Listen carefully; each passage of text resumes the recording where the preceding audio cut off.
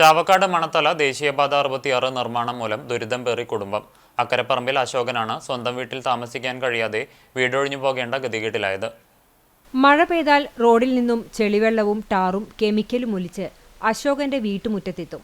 മുറ്റത്തിറങ്ങാൻ പോലും കഴിയാത്ത അവസ്ഥയാണ് ഈ കുടുംബത്തിന്.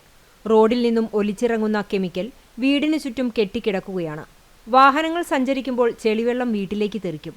കിണറ്റിലും മാലിന്യം അടിഞ്ഞുകൂടുന്നതായി പറയുന്നു. ഫുള്ളായിട്ട് ചുറ്റും അതിലാണ്. ഇവിടെ കംപ്ലീറ്റ് വെള്ളം ഡംപ് ചെയ്യണം. നാഷണൽ ഹൈവേയിൽ വേസ്റ്റ് വാട്ടർ ഡംപ് ചെയ്യണ സ്ഥലമാണ് ഇപ്പോൾ എൻ്റെ പ്രോപ്പർട്ടി. Complete dump.